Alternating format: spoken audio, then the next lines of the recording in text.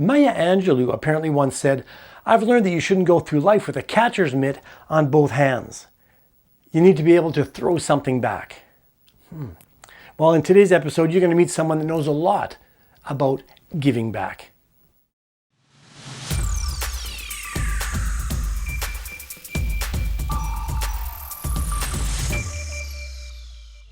Hi there, my name is Ed Humphrey, and welcome to About Townshippers. In this web series, we highlight the organizations and the individuals that really make a difference in the English-speaking communities spread throughout the eastern townships of Quebec. It really goes without saying, we live in one of the prettiest areas of the province of Quebec, but over and above, the mountains and the lakes and the colors and the sunsets, when you really think about it, it's the people that are really at the heart of the region. And with that in mind, Townshippers Association recognizes through its Outstanding Townshippers Award the dedication, the generosity, and the talent of people and groups who are contributing positively to the English-speaking communities throughout this great area. And today I get the chance to sit down with Melanie Cutting, the well-deserving recipient of the award in 2020. And here's our conversation. Good morning, Melanie. Welcome to About Townshippers. Good morning. Well, Melanie, every year the Townshippers Association recognizes individuals in the townships that have kind of made a difference either through their leadership or through their volunteering, and it's called the Outstanding Townshippers Award, and you're the recipient for 2020. So congratulations. Thank you. And I'm just very quickly, I'm looking at, I've got a bit of a list here in front of me. So first of all, you're a retired educator, so you deserve an award for that, just right off the bat. Just for retiring. And now you're a volunteer at CGMQ Community Radio in Lennoxville. You do the movie reviews. You're involved in one way or another in the Lennoxville Library. You've been involved in the Lennoxville Youth Center. You've done book reviews for the Sherbrooke Record. You're a past board member of the Townshippers Association and present board president for the Uplands Cultural and Heritage Center. So I'm really curious. Did you have to retire so that you could do more volunteering? I didn't have to retire, but it helped to free up some time. Yeah, I had been doing I've been working at Champlain for 30 plus years, close to 40, I think, and thought, I think it's time to move on. Although Champlain had been a really good experience, and I think some people, not many, continue doing work for them for even longer than I. And it was, as I say, it was maybe 35 years, and I had a couple of other jobs before then, also in education. So it was kind of like, time's up, and going to move on to something else. And it's, I think the difference between my life now and my life then was I had things that I had to do. There was part of my job was to show up at Champlain on a daily basis, and after a while I said when I retire, what I would like to do is have my time free to do what I would like to do. In other words, I didn't want totally free time with nothing to do, but I didn't want to feel that I had that kind of a structure where I would feel required to go into, say, an office for every day or even part of every day. So it was kind of like, let's look around and see what there is. So I think actually for a while I did kind of nothing. Well, that's okay after 35 or 40 years. That was okay. Yeah. I look back on those days fondly. But the one of the things that I learned to do while I was working at Champlain is to sit on committees and sit on boards of one kind and another. So I said, well, I know how to do that. So I don't want to feel like I have to do that. But on the other hand, it's something that if there are availabilities out there for me to participate as a board member of some sort, then that's a place to start. So that was how I got involved in the various and sundry boards that I'm part of. Now, I'm wondering if there was a I don't like the word trigger, but whether there was an impetus or some motivation, whether early on in life through your family or through your career, that kind of was that kind of volunteering or contribution kind of seed that was planted? Was there anything that kind of kicked things off for you? No, Okay. not really. But I think I mentioned before that my husband retired. It was a year after I retired. He retired, and he'd always been a good role model in terms of giving back to the community. And when he retired, ultimately that's what he did. But even before he retired, he had been a long time member of several groups, including the Dixville Home Board, Okay. which he still sits on, although they have a different name now. So it was kind of like, oh, well, there we go. That's something that he has shown the way in this respect. So that's kind of how I got into that. And it makes it easier watching him. Yeah. It makes it easier when it's kind of a shared passion, or when you're both involved in to some extent in the community. I've always found it makes it easier. Yeah, it does help. Yeah, and we certainly we haven't, except for Townshippers Association, that was actually the only board that we sat on together. And he is still sitting on the township board many years later. And I had joined the board before then, and ultimately left before he did. I left I think it's 3 years ago.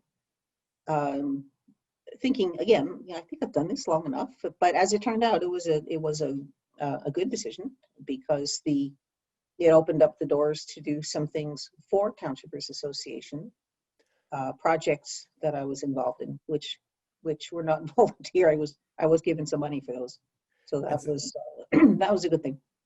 And also, not being on the board also opens up possibilities for receiving recognition awards like this one. Exactly. That's what happened. I had never been prior to leaving the board. I had not been eligible to receive this kind of an award, so I was very pleased. It was nice. Well, I guess, and well deserved. Now, there's people volunteer for tons of reasons, and I have a feeling I know what your answer is going to be, but I want to ask it anyways. I mean, do you contribute so much? Is your reasons for contributing so much to the community? Is it for the people? Is it for the, the civic responsibility? Is it, or for all of the above?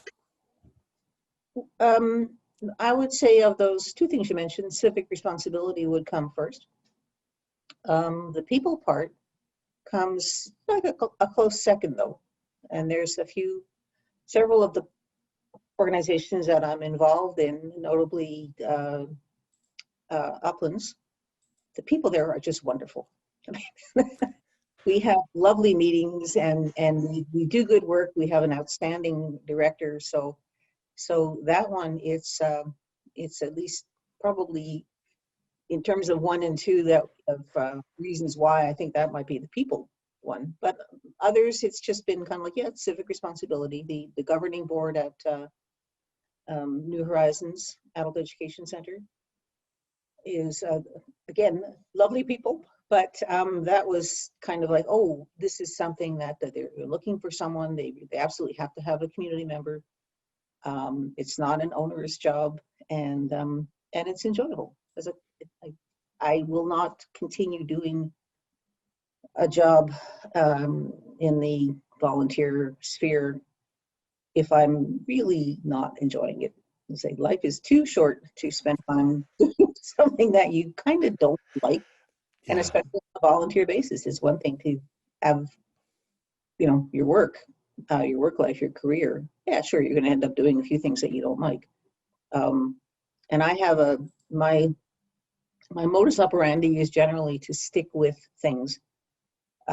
It's kind of for a long time, as long as I can. I'm always a little bit amazed and envious of people who flit from one thing to another. I am not a flitter.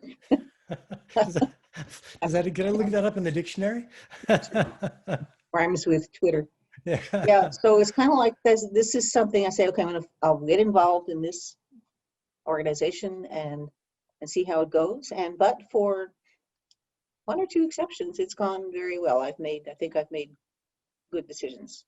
So now, with all those years, under your belt in the volunteer sector, is there any one myth that exists that we can maybe kind of about volunteering that we can dispel today for forever and forevermore?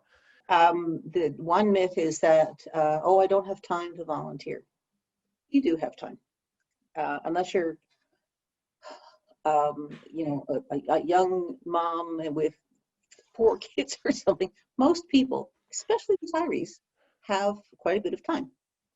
You don't have to commit yourself to sort of a 40-hour work week in most volunteer jobs, really, for sure. So you can say, okay, I'm going to volunteer. This is an area that really interests me. There's a need, or I'll carve out a need for myself, and then you go ahead with it. But if you say, finally, this is not something I want to spend quite this much time on, then you don't have to. There's always other avenues in which to find a place for yourself. So I would tell people who say, I don't have time to volunteer, well, BS. You do have time to volunteer. You just have to make the time. And it's easier to make the time if it's something that you really enjoy. Certainly not everybody enjoys board meetings, but there's so many other things. I was thinking earlier today about if I had skill, like more skill in athletics coaching. Not that I'm not athletic, but I've never coached anything. But I know people really enjoy coaching.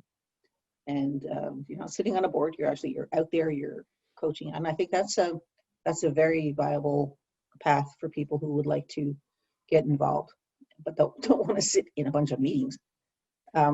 So things that you like, that just go ahead and and pick up on them. You can either pick up within an organization that's already going, or you can even start your own organization. There's many ways to get involved on a volunteer basis that require little of your time. You make the time that you need. You don't have to worry about someone saying, oh, if you can't make it X many hours a day, then don't bother. Well, that's not true. You put in the time that you want to put in. Now, to wrap things up, Melanie, in listening to you, it seems that one of the most important things is we can find time, we can prioritize, and it's important to if we're going to give of ourselves, it's important to find something that we enjoy doing. Absolutely. Don't do something because you think you should and you really don't like it. That's torture. For everybody. For everybody.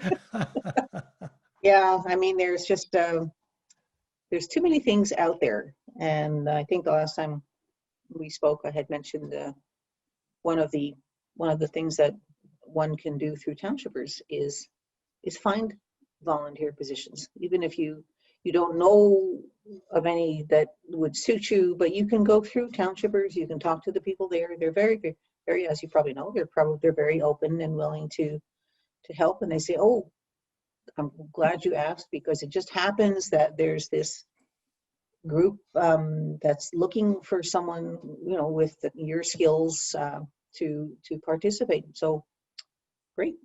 So that's one of the resources in the community that's been around for a long time, and I find it's very valuable. Well, they're really well connected, and if they don't know, if we don't know right away who needs a volunteer, we can ask and we can get the answer really, really quick. So reaching out in volunteering is another really, it's kind of the only way finally to get. Well, either you get asked or you reach out. Those are the two. Yeah. Two ways to get involved. Well, Melanie Cutting, you're the 2020 recipient of the Outstanding Townshippers Award. And I'd like to congratulate you for that, well-deserved recognition. And I'd like to thank you for taking some time to speak with us today. You're very welcome. You have a great day. You too. Bye-bye. Bye-bye. Do you have an unsung hero in your community? Someone who really makes a difference in the lives of others? If so, remember that nominations for this annual award are accepted all year long. And the 22nd Outstanding Townshippers Award will be presented at Townshippers Association's annual general meeting, which will be held in June of 2021. So if you'd like to nominate someone for an award, well, please download the nomination form from our website, which is www.townshippers.org. So you just have to click on program, the program icon, and then the awards icon. And you can send the completed form and other required documents to Outstanding Townshippers Award, care of Townshippers Association. And our address is 3355 College Street in Sherbrooke, J1M0B8. Now, I hope you've enjoyed today's conversation, and if you enjoyed this web series, well, please hit that like button and the share button, and remember that you can subscribe to Townshippers Association's YouTube channel. My name is Ed Humphrey. Thanks for being there today, and we'll be back next week with a new episode of About Townshippers. Cheers.